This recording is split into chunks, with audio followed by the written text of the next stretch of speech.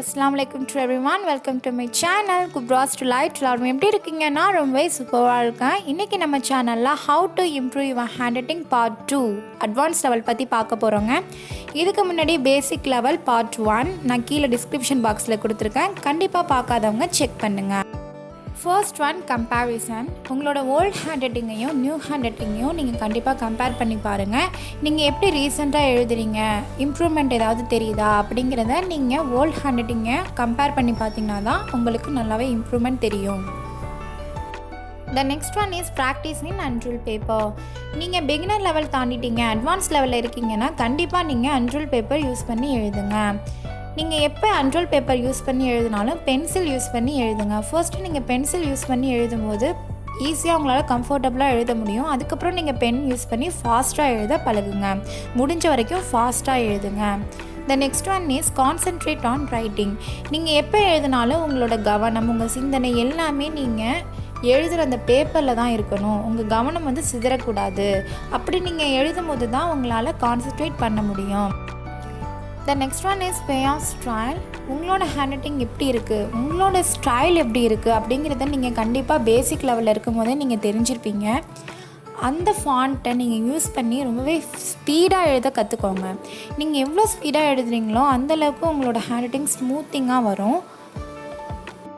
உங்களுக்குன்னு எந்த ஃபாண்ட் நீங்கள் சூஸ் பண்ணியிருக்கீங்களோ அந்த ஃபாண்ட்லேயே நீங்கள் எழுதிக்கிட்டே இருங்க. நீங்கள் எழுத தான் அந்த ஃபாண்ட் உங்கள் மனசில் பதியும். உங்களோட ஹேண்ட்ரைட்டிங் ரொம்பவே யூனிக்காக இருக்கணும். அப்படி யூனிக்காக இருந்தால் மட்டும்தான் உங்களோட ஹேண்ட்ரைட்டிங்கை வச்சு நீங்கள் யாருன்னு மற்றவங்களால ரெகக்னைஸ் பண்ண முடியும். முடிஞ்ச அளவுக்கு நீட்டாக எழுத ட்ரை பண்ணுங்கள். நீங்கள் நீட்டாக எழுதும் போது நீங்கள் எந்த மிஸ்டேக் பண்ணியிருந்தாலும் அதை ஈஸியாக மற்றவங்களால ரெகக்னைஸ் பண்ண முடியாது. த next one is learn the capital fonts. நீங்கள் என்ன வே ஆஃப் ஸ்டைலில் எழுதுறீங்களோ அதே வே ஆஃப் ஸ்டைலில் சில ஃபாண்ட்ஸ், அதாவது கேபிட்டல் ஃபாண்ட்ஸையும் நீங்கள் கற்றுக்கோங்க. கேபிட்டல் ஃபாண்ட்ஸ் நீங்கள் கற்றுக்கும் போது உங்களோட ஹேண்ட்ரைட்டிங்கை இன்னமும் அது மெருகூட்டும். நீங்கள் இந்த மாதிரி ஆல்ஃபபெட் ஃபாண்ட்ஸையும் நீங்கள் கூட கற்றுக்கும் போது உங்களோட எழுத்து இன்னமும் அழகாக இருக்கும். The last point is highlight. இப்போ நீங்கள் எழுதுகிற பேராகிராஃபில் இடையில நம்பர்ஸ் வரும், சில இடத்துல கேப்ஸ் யூஸ் பண்ணி எழுதுகிற மாதிரி இருக்கும். அந்த மாதிரி நீங்கள் எழுதும் போது உங்களோட அந்த நீங்கள் புதுசாக கற்றுக்கிட்ட அந்த கேபிட்டல் ஃபாண்ட்ஸை நீங்கள் இதில் ஆட் பண்ணி எழுதலாம். நம்பர்ஸையும் நீங்கள் நார்மலாக எழுதாமல் கொஞ்சமே டிஃப்ரெண்ட்டாக கூட நீங்கள் எழுதி பழகலாம். இந்த மாதிரி நீங்கள் எழுதும்போது உங்களோட ஹேண்ட்ரைட்டிங் ரொம்பவே யூனிக்காக தெரியும். நான் சொன்ன இந்த டிப்ஸ்லாம் நீங்கள் கண்டிப்பாக ப்ராக்டிஸ் பண்ணிகிட்டே இருங்க. நீங்கள் ப்ராக்டிஸ் பண்ண தான் உங்களால் யூனிக்கான ஒரு ஹேண்ட்ரைட்டிங்கை உருவாக்க முடியும்.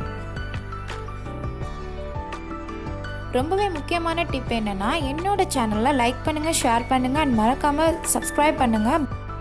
Don't forget to press the bell icon. இது வரைக்கும் நம்மளோட இந்த வீடியோவை பொறுமையாக பார்த்த எல்லாருக்குமே ரொம்ப தேங்க்ஸ். கண்டிப்பாக நான் சொன்ன டிப்ஸ்லாம் உங்களுக்கு யூஸ்ஃபுல்லாக இருக்கும்னு நினைக்கிறேன். தேங்க்ஸ் ஃபார் வாட்சிங்.